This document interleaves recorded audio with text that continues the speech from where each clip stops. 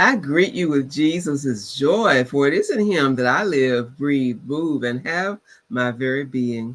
I am so happy that you joined Unboxed on purpose today. We are a podcast created for Favored by the Father Ministries. I am Barbara Arlene Fields Brehon, your host. Our guests share how they stepped outside of their comfort zones. Maybe they stepped outside of a dark place in life or made a simple pivot toward their purpose to become unboxed. We discuss experiences that lead to the fulfillment of God gifted purpose, innate purposes that they just could not get around. And so I pray that each episode will help our audience to access their authentic destiny. Sharing with us today is the wonderful and I'm going to say vivacious Michelle Sherman. Let me add her to the stage there. You see that smiling face? I when asking her about a little short bio, she says that she cultivates human luminaries to access their unique and authentic self in order to create a greater good. Now, you know that we are connected already.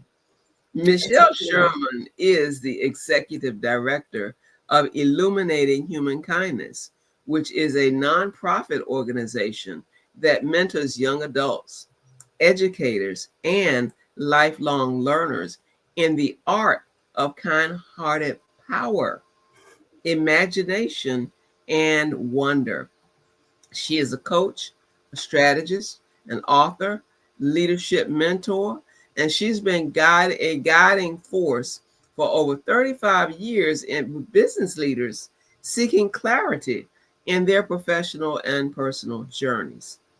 I can say more and more and more, but I want her all the way on the Pacific coast, and I'm all the way over here on the East Coast to share with you for a few moments today. Hello and welcome aboard, Michelle Sherman. Well, thank you so much. It is such a joy to be here, Reverend Barbara. I am thrilled to be part of your ministry and also to hear about all the love and the goodness that you're sharing. So, real honor to be here today, ma'am. When we met, there was a particular word that was being used that I just wanted to dig into, and I'm so glad that you said yes to this conversation. The powers of positive imagination. And you see, I'm a retired reading teacher, and with all ages that I used to work with, from the younger people to people that were adult and incarcerated behind bars, I would help them to understand that to get better comprehension, that they could use mental pictures to see and relate and have conversations with the person that wrote, the author. So that's imagination. The words become alive on the page because you have imagination. So I'll Mhm. leave that there, but that's why I really got boosted with talking with you today. So I want our audience to know how we met, so I won't do all the talking right now. Tell our audience how we know each other. Well, we had the joy of meeting during Carol Brown's Harriet Tubman Spiritual Circle, discussing how Miss Tubman really was an inspiration. And it was just a joy to talk about self-love and to see all of the good stuff that you're doing in West Virginia and beyond. Um, I I just knew that our hearts aligned in that our joy is about seeing how people can enjoy people how how people can be reflecting the beauty within themselves in the world and feel encouraged and be actually uplifted and inspired. And I thought, well, this is a very, very genuine soul. I just was so thrilled by the work that you are doing. And illuminating human kindness and the mentoring of young adults, well, that is such a powerful source of inspiration for the future. And that's what Carol is doing. She's mentoring young women, and we're mentoring young adults in leadership skills so that they know that there's hope for the future. With all this mentoring talk, I might as well just put it on out there that as I mentor, part of the ministry that I do with Favored by the Father Ministries is mentor other leaders. And so a lot of the people I work with are people of any age, any background, any demographic. I like to use that word, but basically preachers who need a listening ear and someone who's able to reach out to them in that way. So enough said about that, but I mentor as well and work with folks in hearing them, like listening with that third ear and giving them an opportunity to grow into their unique purpose without question, without boundaries, understanding that we're free to flutter in our purpose. What I would call being one's authentic self. It's just such a joy when people feel comfortable being themselves and sharing that, because that usually means that their hearts and their souls and their spiritual practice is aligned. Absolutely. Let's help our audience to get to know Michelle Sherman a little bit better. So reach way back to your teen, not that far back, your teen years, maybe your childhood days, and tell us about what your passions were in life that have actually spilled into who you have become, because those passions are still alive. Where'd you grow up and all those kinds of things about the early days of Michelle Sherman? Well, thank you for asking. That's a very sweet question.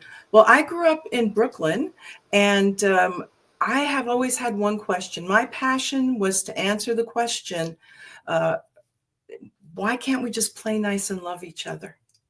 And a lot of people around me looked at me and said, hey, we don't know if that's possible.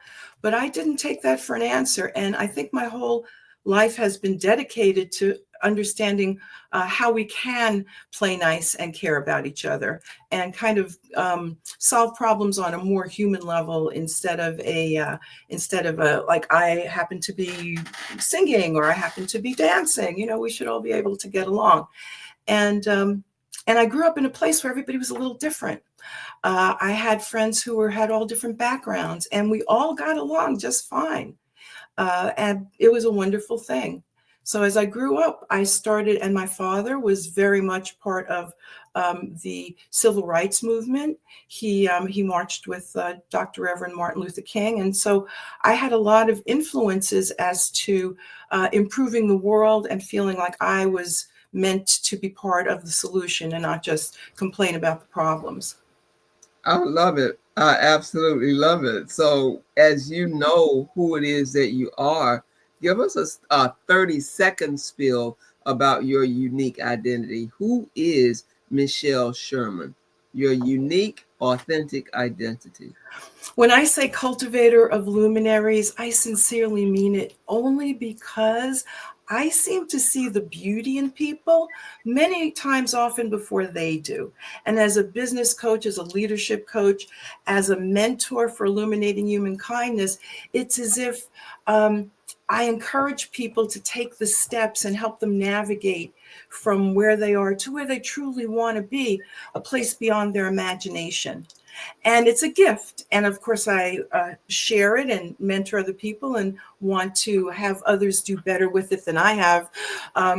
And so it's very important for me that I don't add to the pain and suffering in the world.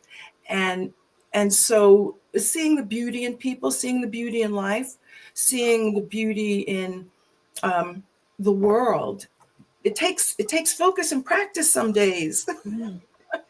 It And does. especially seeing the beauty in yourself so that you can make sure that you're also part of that loving presence. So, I love everything that you're saying, but in particular, the way that you expressed that you don't want to be the cause of. Would you say that part one more time so well, that they will hear what, your voice saying that? what I sincerely believe is that it's really important for me to focus my energy on not what I don't want, but what I do want, and then to rally my resources, to rally my presence, to be able to be part of the solution instead of just complain about the problem. And I know for myself, Reverend Barbara, that I do have a few minutes of complaining about the problem before I moving into the solution. But when we support and encourage each other to see that that's part of the process, to then choose, because we've been given the opportunity to choose love, to choose goodness, to choose joy, to choose illuminating human kindness, it's every opportunity presents itself. And sometimes we get pulled away by negative Nellies. In my book, Kindling the Flame, it talks about how we don't realize we get kind of pulled into a more negative mindset. So it's really important to be those people who smile and really perk people up so they remember that's an option, and it really does solve problems more effectively. But when we're talking about problems, I see problems as opportunities, because problems do exist. It's a natural part of life. And as I'm saying this, I have to disclose that I am a seminary professor. And right now, we're in the middle of a term where a class that I'm teaching is called Developing the Problem Statement. And so in order for them to complete their coursework and get that grade, they have to identify the problem before they can move to the solution. And so you can't have solutions without knowing what the problem is and how to address it. So that's all I want to say about that. But that gave me a tickle. The tickle to me, Reverend Barbara, is that, and then when you take that back one step from address the correct problem, it's you need to ask the right questions. I'm telling you, I might make this an assignment for them to hear this. Hopefully, I don't know when it's going to air, but that's quite an assignment. Well, what an honor. This podcast. And my hunch is that the things that you most assuredly teach in seminary are extremely, I mean, I'm echoing my humble version of the leadership that you're expressing in the corporate world, which I decided to then take most of my energy and bring it to the young mentees who deserve hope for the future. I appreciate what you're doing deeply. I just love how there's an alignment between the secular work that you're doing and the spiritual work, religious work, whatever word you prefer to use, that I'm doing. And because we're authentically working in our purpose, it's in direct alignment with our individual authenticity. It's absolutely beautiful. And I secretly think that those presence that are greater than ourselves, that we love and respect, would be okay with the fact that we're a little different, but we're doing similar work. It's wonderful. That I was just so tickled. And that's why, we talked about it personally. And it was like, well, no, we may be different, but that's why I want you on the show. Will you please say yes? I didn't want to beg, but I was feeling like I was begging. Like, yeah, please do this. Well, let's just go ahead and talk about your destiny and dump some of those other puzzle pieces out of your identity box, okay? Excuse me. What specific things do you want to share about your stepping outside of a box to pursue your purpose? I'm going backstage, sip some water, and let you talk about stepping outside of the box.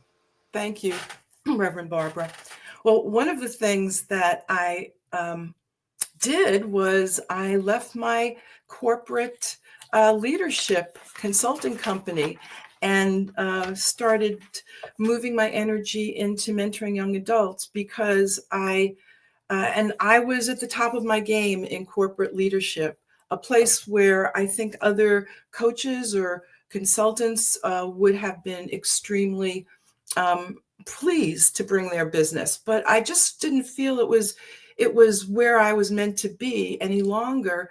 And so I put my energy into Illuminating Humankindness to mentor those young adults, 18 to 45, because I saw that they were feeling hopeless or confused about how to improve the world and navigate from young, adulthood to maturity.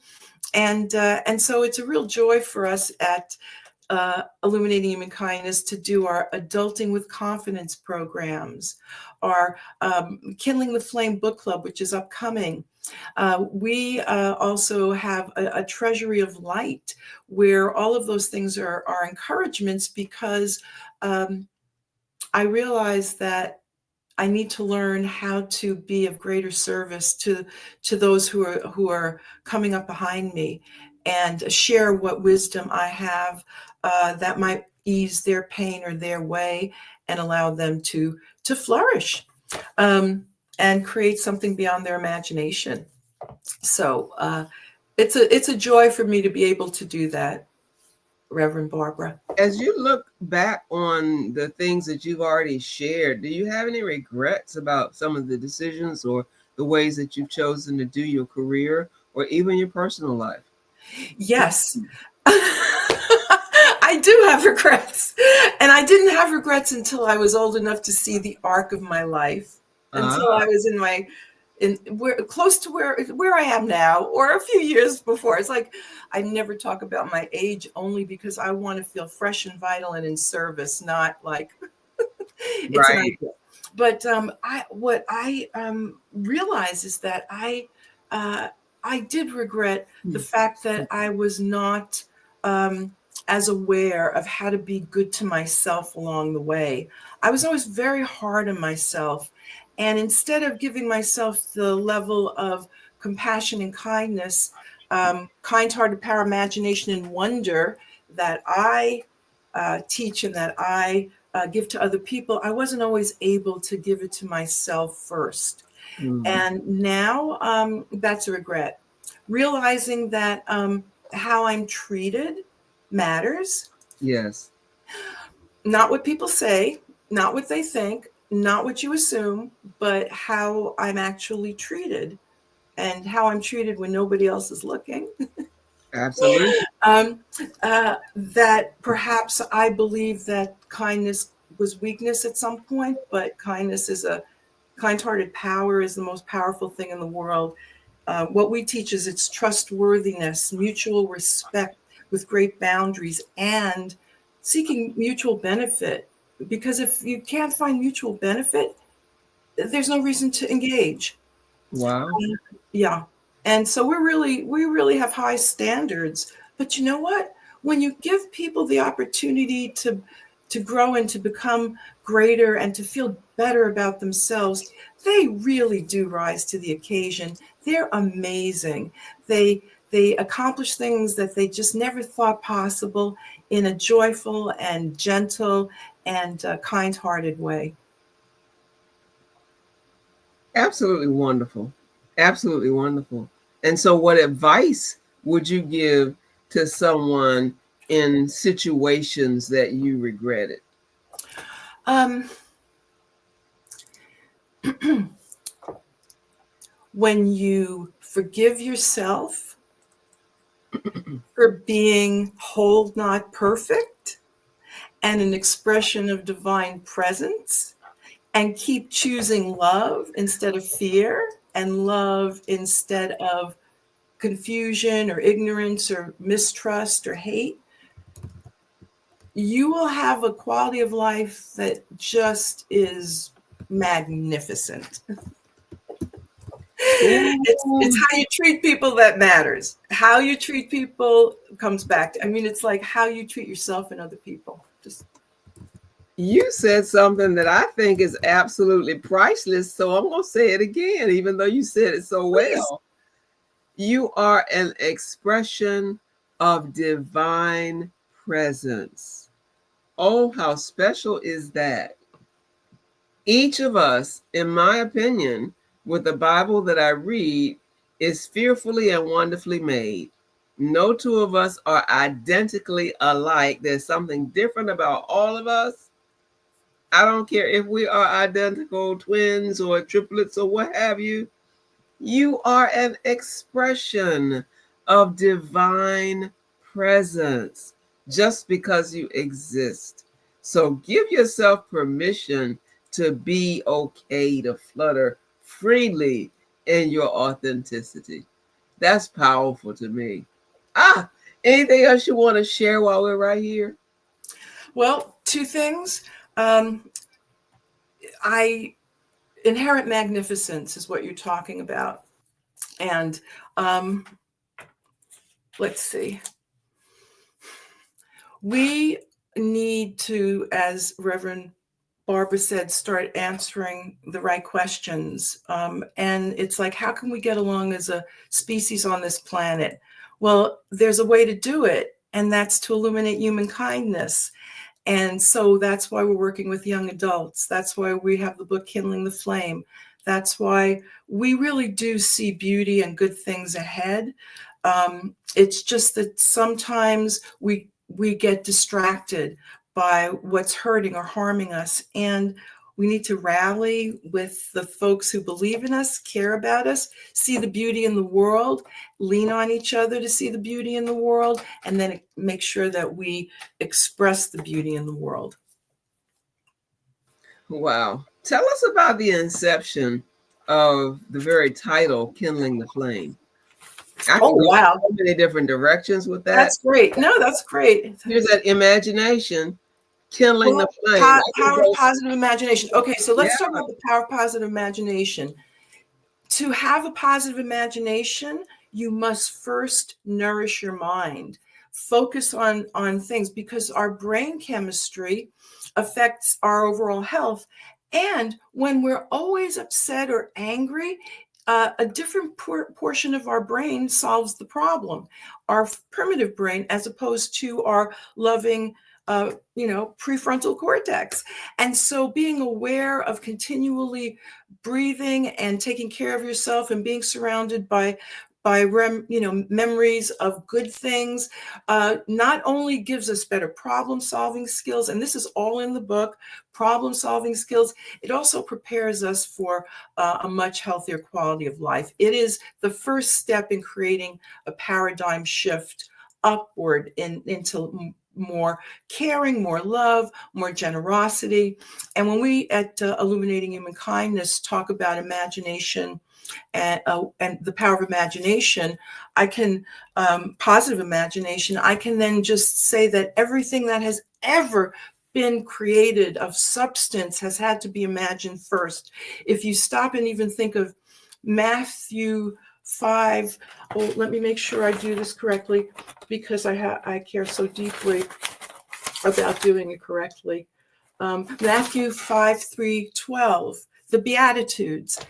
Jesus said, hey, we should, the meek shall inherit the earth. And what he did in the Beatitudes was he created a blueprint for all of the values that were part of the heavenly kingdom. But people had to imagine it first.